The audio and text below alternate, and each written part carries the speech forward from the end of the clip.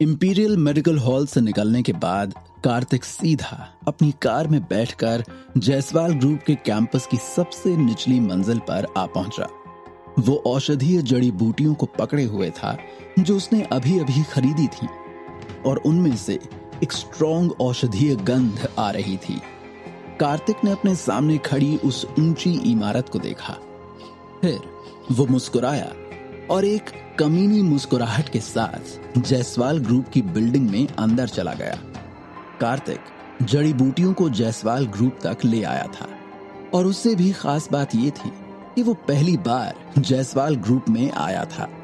अपने पिछले जीवन में उसने एक डॉक्टर के रूप में नौकरी की थी, इसलिए वो अपना समय बर्बाद नहीं कर सकता था। माया को फिर से एक योद्धा होने का कार्य पूरा करना था। यही काम उसे मेन ब्रांच ने दिया था। ऐसा करके ही वे मेन ब्रांच में अपनी दयनीय स्थिति को बनाए रख सकती थी। इसलिए कार्तिक जायसवाल ग्रुप में नहीं आएगा, क्योंकि अगर वो उस समय आता भी था तो उसके लिए माया को उस स्थिति में देखना बहुत ही ज्यादा मुश्किल होता। इसके अलावा उस समय माया के मॉम डैड और अन्य लोगों ने भी उसे माया को शर्मिंदा करने से बचने के लिए जायसवाल ग्रुप में ना जाने की चेतावनी दी थी। लेकिन अब वो पहले जैसा नहीं रहा था। जब तक कार्तिक आसपास था, माया पूरी तरह से सुरक्षित थी और अपना परिवार अच्छी तरह से स्थापित कर सकती थी। एक्सक्यूज मी सर, आप किसे ढूंढ रहे हैं? उसने अभी अभी जायसवाल ग्रुप में प्रवेश किया था और वो युवा और सुंदर सी फ्रंट डेस्क वाली लड़की बहुत छोटी थी। उसकी बहन ने एक प्रोफेशनल मुस्कान भरे चेहरे के साथ पूछा। कार्तिक ने उस रिसेप्शनिस्ट की तरफ देखा। वो अपनी 20s में थी और एक आकर्षक सुंदरता की मालकिन थी। हालांकि उसने प्रोफेशनल पोशाक पहनी हुई थी, फिर भी उसकी युवा आभा को छिपाना मुश्किल था। एक नजर और कोई भी बता सकता है कि वो एक युवा महिला थी जिसने अभी अभी समाज में प्रवेश किया था।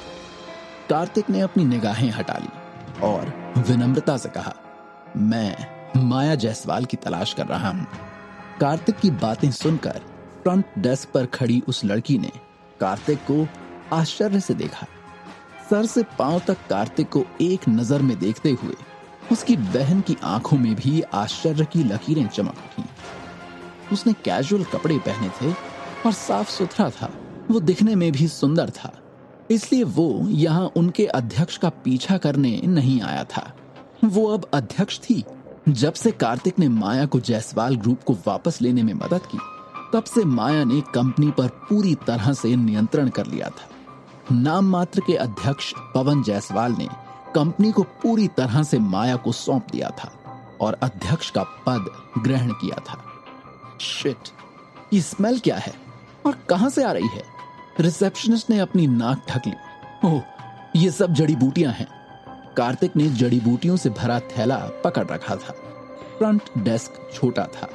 उस लड़की की बहन ने सिर हिलाया, लेकिन उसने कार्तिक को अंदर नहीं जाने दिया। माया एक मजबूत महिला थी जिसने कंपनी के प्रदर्शन को कई गुना बढ़ा दिया था। अब जब वो अध्यक्ष बन गई थी तो उसकी स्थिति सामान्य नहीं थी। वो कैसे लापरवाही से किसी से भी मिल सकती थी। हालांकि उसके चेहरे पर अभी भी एक प्रोफेशनल मुस्कान थी और उसने पूछा, क्षमा करें, क्या आपके पास अपॉइंटमेंट है? हाँ, अपॉइंटमेंट? अपनी पत्नी को देखने के लिए या उससे मिलने के लिए भी उसे एक अपॉइंटमेंट लेना पड़ेगा?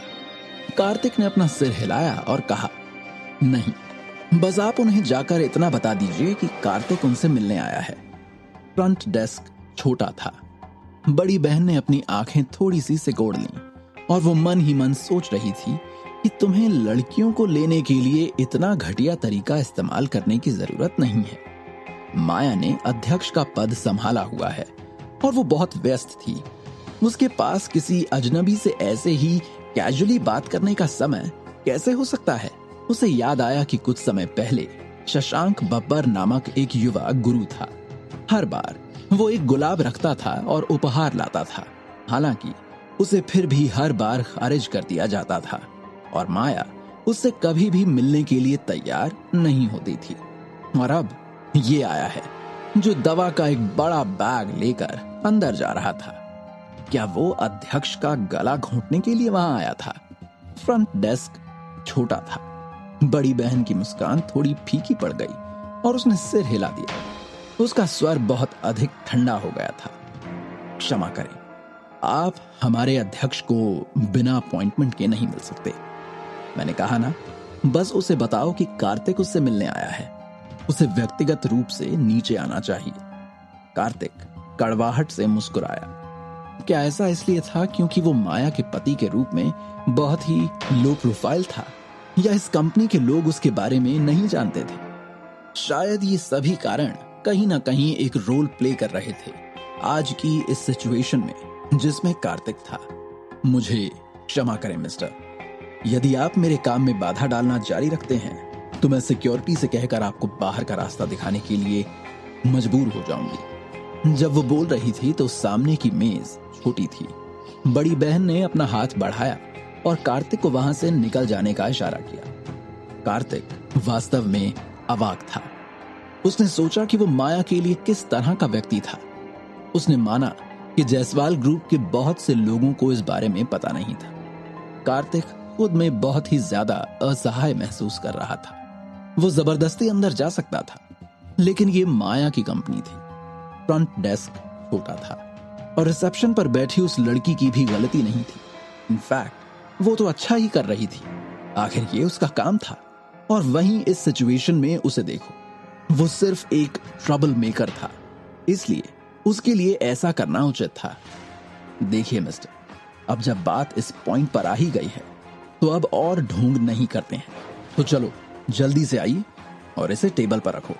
कार्तिक ने छोटे फ्रंट डेस्क की ओर देखा। उस रिसेप्शन वाली लड़की की ओर देखते हुए कार्तिक ने अपने चेहरे पर एक गर्म मुस्कान के साथ कहा, देखिए सिस्टर, माया से जाकर बस इतना कहो कि उसका पति उससे मिलने आया है। मुझे लगता है कि अगर वो किसी इंपॉर्टेंट मीटिंग में भी होगी तो भी भागते हुए नीचे आ जाएगी। ठीक है, तो अब मैं अपने चेयरमैन से संपर्क करती हूँ। फ्रंट डेस्क छोटा था और वो रिसेप्शनिस्ट बसंत की हवा की तरह मुस्कुराई। कार्तिक स्तब्ध रह गया। क्या दूसरे पक्ष ने उस पर विश्वास किया था? बड़ी बहन ने टेबल पर रखी वॉकी टॉकी उठाई। उसके चेहरे पर की मुस्कान तुरंत गायब हो गई और उसकी जगह एक अतुलनीय ठंडी अभिव्यक्ति ने ले ली। Security, security! यहाँ एक सुसंस्कृत मेल है जो दवा के साथ लड़ाई कर रहा है। उसने कहा कि वो हमारे अध्यक्ष का पति है। इसी वक्त यहाँ आओ और तुरंत उसे बाहर निकालो। चूचू जैसे कपड़े पहने एक मेल। कार्तिक को नहीं पता था कि अपने लिए ये बात सुनकर उसे हंसना है या रोना है। मैं वास्तव में आपके अध्यक्ष का पति हूं, मेरा विश्वास करो। कार्तिक को लगा कि उसके साथ अन्याय हुआ है। बड़ी बहन ने कार्तिक को और भी तिरस्कार से देखा। उसने नहीं सोचा था कि दिन के उजाले में कोई इतना बेशर्म इंसान होगा जो ऐसे ही चला आएगा और खुद को अध्यक्ष का पति बुलाएगा। उनकी अध्यक्ष पुणे शहर की 4 सुंदरियों में से एक थी और उनके पास अनगिनत प्रेमी थे। उस रिसेप्शनिस्ट को इस बात पर दृढ़ विश्वास था कि कार्तिक सिर्फ एक पीछा करने वाला था, स्टॉकर, जिसने अध्यक्ष का ध्यान जीतने के लिए एक पूरी तरह से नए तरीके का इस्तेमाल किया था। हालांकि उन्होंने कहा कि वो अध्यक्ष का पति था। ये वास्तव में जनता को भ्रमित करने, जनता को बेतरतीब ढंग से अनुमान लगाने और अपने गंदे लक्ष्य को प्राप्त करने के लिए था। सुंदर सी माया के साथ एक छोटा सा कांड होने के बाद उसने माया का ध्यान आकर्षित करने के अपने लक्ष्य को ऑलरेडी प्राप्त कर लिया था। वो वास्तव में माया को नहीं चाहता था। जायसवाल ग्रुप के फ्रंट डेस्क पर बैठी लड़की ने कार्तिक को और भी ज्यादा तिरस्कार भरी नजरों से देखा। अध्यक्ष के पास इतने सारे दावेदार थे, लेकिन किसी ने आज तक ये कहने की हिम्मत नहीं की थी कि वे अध्यक्ष के पति थे। ये व्यक्ति वास्तव में बोल्ड था। दिमाग के साथ साथ इसमें हद से ज्यादा हिम्मत भी थी। माया जायसवाल का हस्बैंड? Not possible. इसके अलावा उनके अध्यक्ष पहले से ही तलाकशुदा थी। अब जबकि वो सिंगल थी तो अचानक से उसका ये पति कहां से आ गया? वो स्पष्ट रूप से एक ठग था। 2 सिक्योरिटी गार्ड कार्तिक के पीछे पीछे चलते हुए आ गए। गहरे रंग के सुरक्षा गार्डों में से एक ने बड़े दरवाजे की ओर इशारा किया और कहा, सर प्लीज आइए, बाहर जाने का दरवाजा वहां है। दो सुरक्षा गार्ड एक बाईं और एक दाईं ओर सीधे चेहरे से कार्तिक पर दबाव डाल रहे थे। कार्तिक ने उसे अपने दिल ही दिल में मिडिल फिंगर दिखाई। तुम किस लिए नाटक कर रहे हो? अपने थोड़े से बल से मैं तुम्हें एक हाथ से उड़ते हुए भेज सकता हूं। मिस्टर, कृपया आप स्वयं चले जाएं, अन्यथा हमें आपको यहां से बाहर भेजने के लिए जोर जबरदस्ती करनी होगी। होनहार और धमकाने वाले सुरक्षा गार्ड को देखकर कार्तिक दुविधा में था। उसके लिए एक चाल चलना आसान नहीं था। आखिर ये माया की कंपनी थी। कार्तिक ने अपना फोन निकाला और कहा, रुको, मैं अभी तुम्हारे अध्यक्ष को फोन करता हूं। जब वो आएगी तो तुम्हें पता चल जाएगा कि मैंने जो कहा वो सच है। काले रंग के सुरक्षा गार्ड ने उपहास किया और व्यंग्यात्मक रूप से कहा, भाई मजाक करना बंद करो। हमारे अध्यक्ष के पास हर दिन करने के लिए बहुत सारा काम है। उनके पास आप जैसे झूठे से निपटने के लिए समय बिल्कुल भी नहीं है, समझे? माया उनके लिए उनकी कंपनी की देवी थी। कितने कर्मचारियों ने उसे प्यार किया। ये लड़का वाकई बोल्ड था।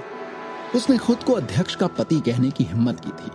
और तो और उसे कंपनी के कर्मचारियों द्वारा पीट पीट कर मार डालने का भी डर नहीं था।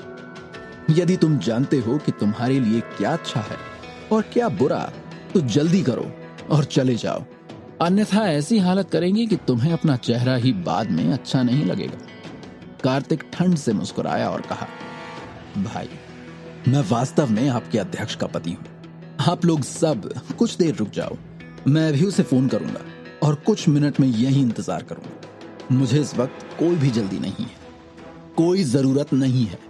उसे यहां से उठाकर बाहर फेंक दो। सांवली चमड़ी वाले सुरक्षा गार्ड और उसके सहयोगी ने एक दूसरे की ओर देखा।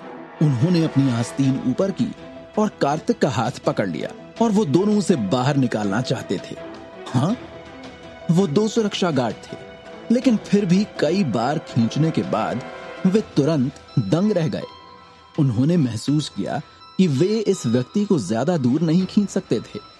ऐसा लग रहा था जैसे इस व्यक्ति के पैरों के तलवे जमीन से सटे हुए हों। उनके चेहरे लाल हो गए थे और उन्होंने अपनी पूरी ताकत लगा दी थी, लेकिन कार्तिक फिर भी नहीं हिला और उसने बिल्कुल भी जमीन नहीं छोड़ी। फ्रंट डेस्क वाली लड़की ने दो मजबूत सुरक्षा गार्डों को चौंक कर देखा। उनके चेहरे लाल थे क्योंकि उन्होंने कार्तिक को खींचने की कोशिश की थी, जो ये दिखाने के लिए काफी था कि उन्होंने अपनी पूरी ताकत लगा दी थी। लेकिन कार्तिक जरा भी नहीं हिला। इस व्यक्ति के पास इतनी ताकत कैसे हो सकती है? यहां जो हुआ, उसने लोगों का खूब ध्यान खींचा। वे सभी हैरान थे कि कार्तिक दो सुरक्षा गार्डों के दबाव में भी हिल नहीं सकता था। जब सुरक्षा गार्डों ने देखा कि उनके आसपास अधिक से अधिक लोग जमा हो रहे हैं, तो वे शर्मिंदगी से नाराज हो गए और उन्होंने अपनी पूरी कोशिश की। उन्होंने देखा कि आसपास अधिक से अधिक लोग जमा हो रहे थे। फ्रंट डेस्क पर बैठी लड़की भी अब चिंतित थी और वो सिक्योरिटी से कार्तिक को दूर भगाने का आग्रह करती रही। कार्तिक ने शांति से अपने फोन को टैप किया और एक कॉल किया। हाय मिकी, तुम्हारे पति को तुम्हारी कंपनी के कर्मचारी बाहर निकाल देंगे। जल्दी से आओ और मुझे बचाओ। आह! उसका स्वर बहुत ही शांत था। उसने दो दयनीय चीखें निकाली। कार्तिक ने फोन रख दिया और वहीं खड़ा हो गया। फ्रंट डेस्क पर बैठी लड़की भी अवाक थी और वो फिर से चिल्लाई, इसे बाहर फेंक दो। ये तुम सब क्या कर रहे हो? छोड़ो उन्हें और जाने दो। कुछ मिनट बाद एक व्यक्ति लिफ्ट से नीचे आई और जल्दी से अपनी ऊंची एड़ी के जूते में भागती हुई वहां आई। गुड मॉर्निंग अध्यक्ष। अध्यक्ष, आप यहां क्यों आई हैं? जायसवाल ग्रुप के कर्मचारियों ने जब अपने नए चेयरमैन को देखा तो उनका सम्मान पूर्वक स्वागत किया। कुछ पुरुष कर्मचारी चेयरमैन का चेहरा देखकर मुग्ध हो गए। उन्होंने अपनी देवी को देखा था।